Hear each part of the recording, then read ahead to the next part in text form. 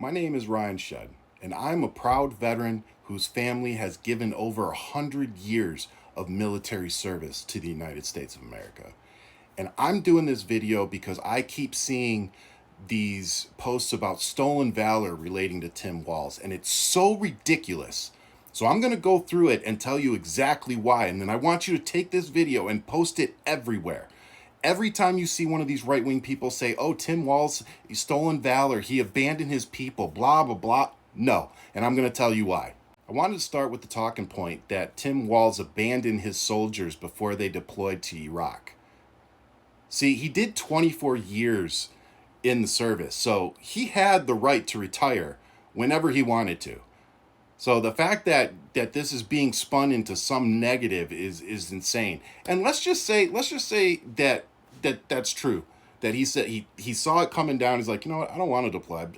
I've been in 24 years. I'm done. So I'm going to tell you a quick story about my wife. See, they told her before I had 2 back surgeries that they were not going to deploy her when she was supposed to deploy, that they would move her to a new deployment window. As I'm recovering from my first surgery, in the hotel room, she gets text messages from some of the people in her unit telling her that they are literally going to deploy her when we get back. The problem was that I needed time to recover. I needed months to recover. That was why we went through the process to make sure that she wouldn't have to go. So my wife ended up coming back, and literally the day after we got back and she went to work, she dropped her retirement paperwork. And when they asked her why, she said, because I have to take care of my family and you guys just made that impossible. Does that somehow negate my wife's 21 years of service? Does it make her any less of a veteran? No, it doesn't. And that's why this talking point is stupid. And the interesting thing is that they act like he retired from the military and went and sat on his couch somewhere. No, that's not what happened. He went and ran for Congress immediately after. And he was in there for, I think, like 12 years, where he chaired Veteran Affairs, the committee, and was a tireless advocate for men and women in uniform. So I would say he never abandoned us soldiers. Now they're attacking a comment that Tim Walz said, we can make sure that those weapons of war that I carried in war is the only place where those weapons are at. Okay, so carried in war is slightly questionable, but I think it's worth noting that his MOS in the military was literally infantryman. And then he was later moved over to field artillery cannoneer. Unlike J.D. Vance, who was a combat correspondent, a journalist, he deployed to Iraq in 2005, but I'm sure he spent more time behind a computer than a gun.